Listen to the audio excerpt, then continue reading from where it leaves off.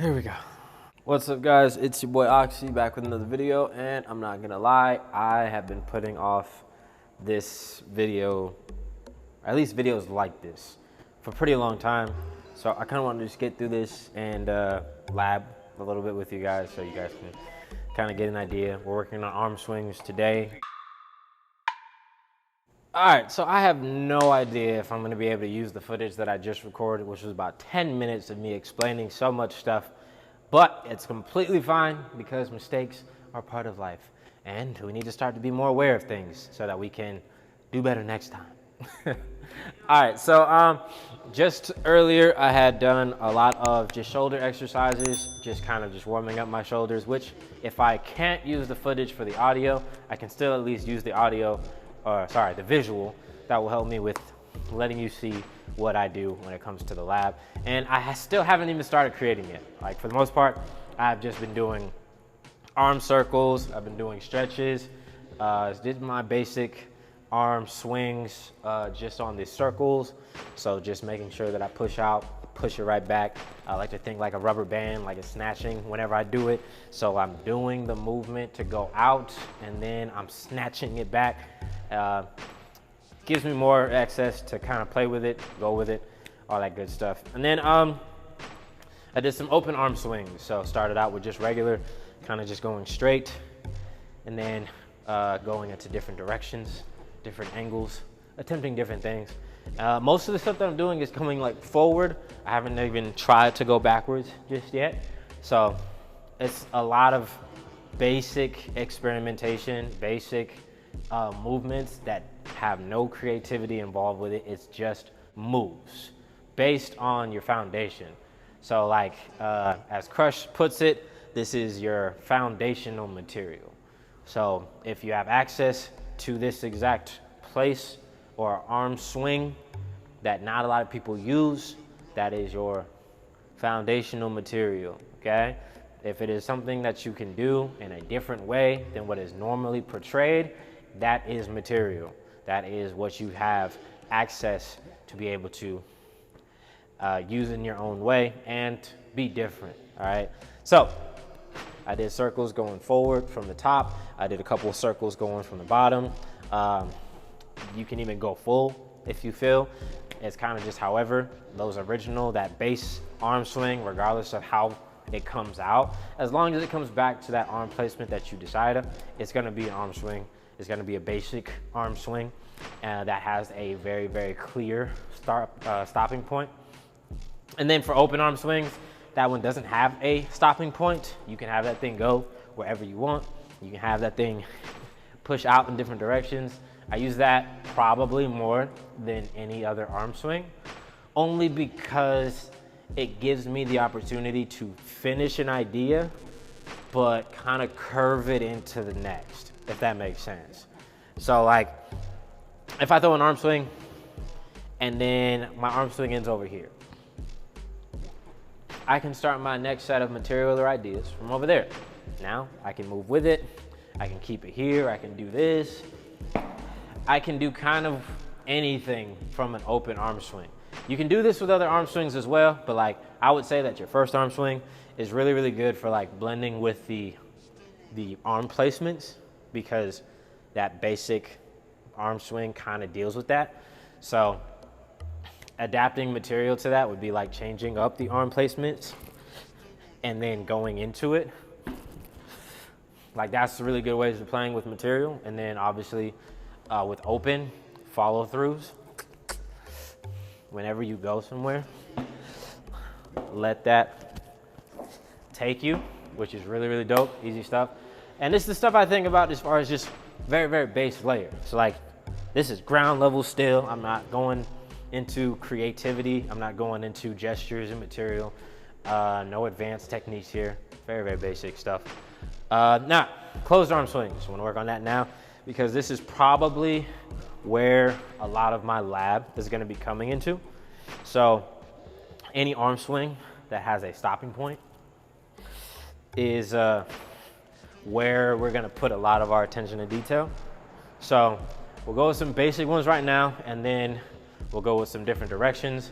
We'll start to half and probably even quarter some of our arm swings, just so that they have like stopping points wherever whenever I want to add actual material, creativity and all that stuff. But yeah, so basic, go into that full motion.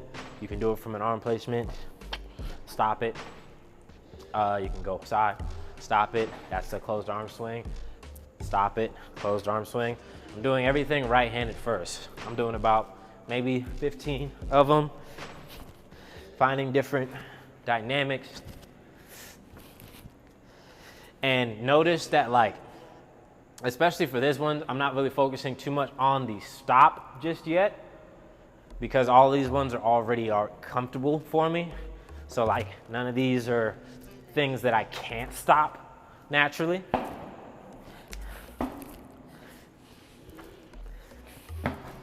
So then do the other side. And this gives us so much room for material, because I have stabs, that's a stab. I have yanks, but now if I could take that yank and do like a pull, I can do grabs. I can do setting stuff down. I can do impale. That's kind of like a stab. That's kind of like technically, I don't know why I just said that basically twice. Catches, super, super easy to now build material off of. And all you're doing is just swinging your arm in the motion that you would like it to go. And the power that comes from it is in where you stop. So crazy ideas, especially once you get comfortable with a movement, and you go, if I know how to do this right here, what can this be? So cool stuff, I would say. I do this quite often, so it's like easy. All right, so anyway, now doubles. This is kind of where I said where my focus point is for today's lab. Now, I have the regular, which is gonna be throwing overhead, and it doesn't matter, kind of like, I can make it this way. I can make it to where it has an open arm swing. I can make it, because this is like very, very basic, like forwards only. I have the outs.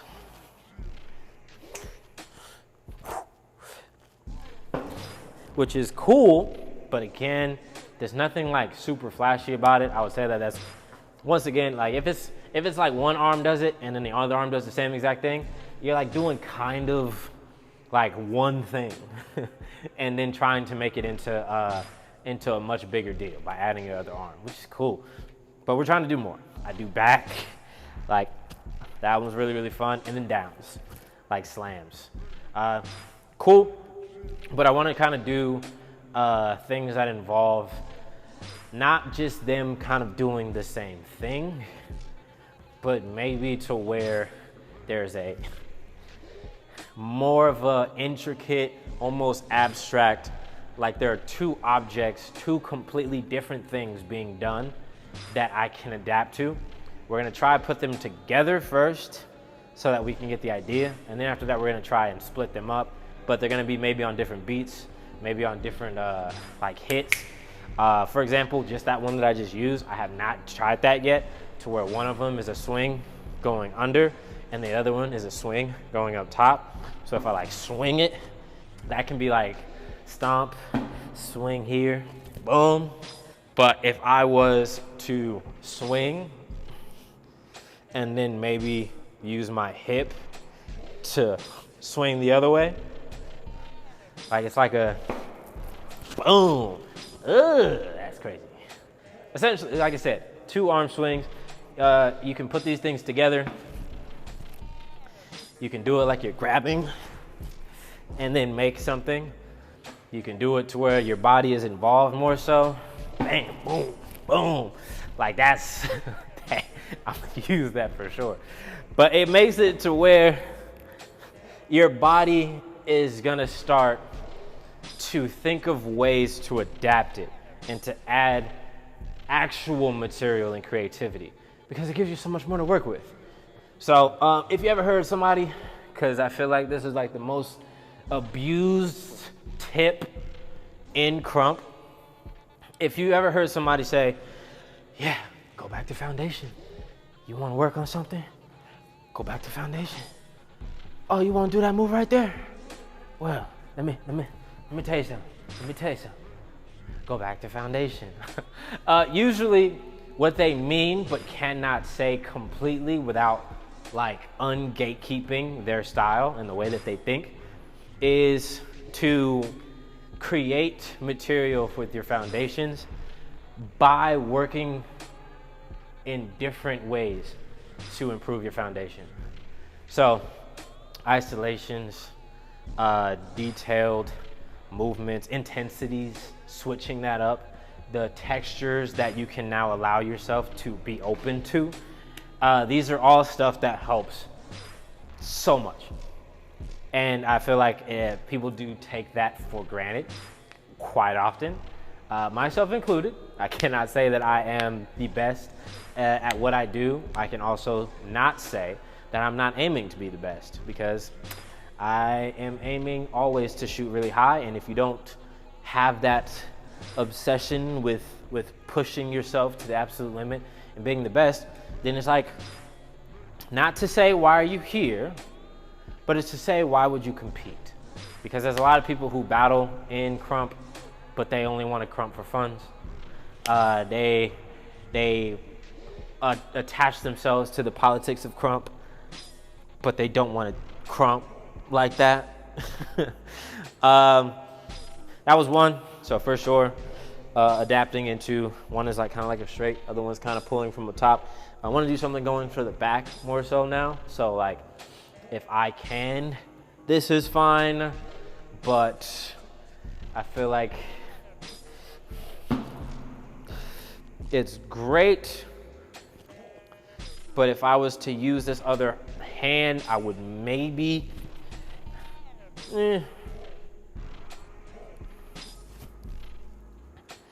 Ooh, that'd be nice. That with a pull, stomp, maybe even add a chest pop to it. Oh, that's like pulling skin off. That's crazy. All right, cool. And this is just me thinking about different ways. Then later on, I wish I could show y'all, but to be honest with you, this is where I start to gatekeep. But when I drill all this and I start to figure out how it's gonna work and start to apply actual material, actual concepts and everything to it, that's where the thought process comes from being super, super short to like fucking ballistic. So that's not something that we wanna do. Speaking of gatekeep, while I'm testing these things out real quick, if you are somebody who finds their way in this dance style, you find out what works for you, you build onto whatever it is that you've been able to create for yourself, you've given to the community, because that is a very, very important fact, a factor that you should definitely include if you're going to be a part, whether you're doing this for fun, whether you're doing this because you want to be a part of it and actually want to do things, whether you're here for the politics, whether you're here for anything. If you are somebody who really finds themselves in here and you develop what really works, gatekeep it. I know, it's controversial coming from a teacher. The reason why I'm saying gatekeep it is because of the fact that's the reason why FAMs, I think, to my understanding, this is my idea behind it, I think that is the reason why FAMs are a thing. Why in Krump, people learning from your style is a thing. Because if you had a style, had a mindset that everybody can use and everybody could do, all right, it's pointless, because all it takes is for somebody to really know you better than you know yourself. And as much as people don't think that's a possibility, sorry, we've seen capabilities upon capabilities. And this goes for everybody, all right? At the end of the day, we want to make sure that everything comes full circle. We push over to really play our part, but we want to make sure that we are still continuing to elevate ourselves. now I feel like, I know obviously the rant part of this is really taking a toll here on the stuff that I'm doing. It's just easier for you to know not only what works for you, but how to relay that to somebody in a way that helps them create themselves. Like, I think that there are too many people who want to be under somebody so bad, want to be somebody so bad, that they jump into being under somebody, that they like the look, and sometimes that look ends up becoming them. Like, that's not who they are, but they're doing it because they represent you now. They create this because of you. And not to call that an issue, because that's not, but if we're talking about creating identity in yourself, if you as a style or a big homie or whatever the case is, if you are having a hard time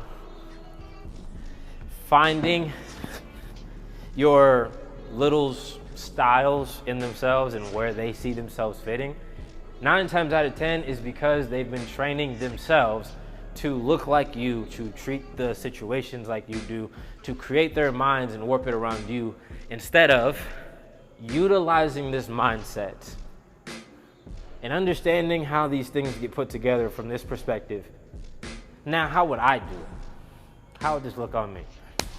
Which goes into this final part, because I feel like this video is getting too long at this point. How do you find it? How do we find our identity? How do we take our basics? I found like another one too earlier. It's where I like swing from under, and then I kind of copped it. Yeah, like pushing up.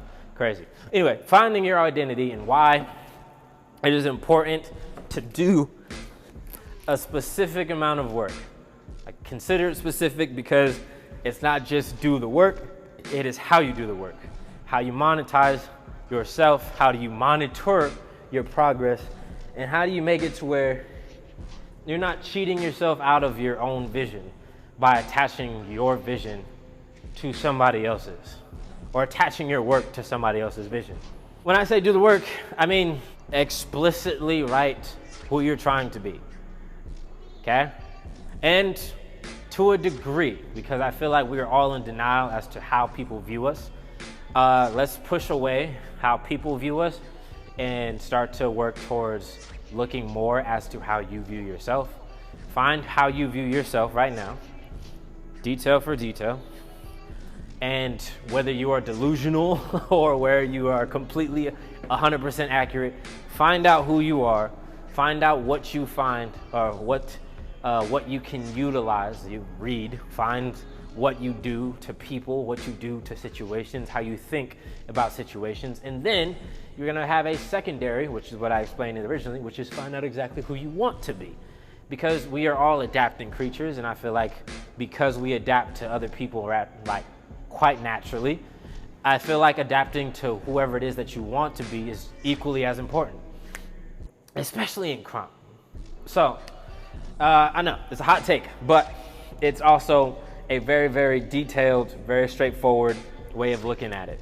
And if you stayed in this video for this long, thank you so much. Just go ahead and like, comment, subscribe, all that good stuff. I know I don't really use this and just plug it in like that, but I have to because the video's not done. It's almost done, but it's not done.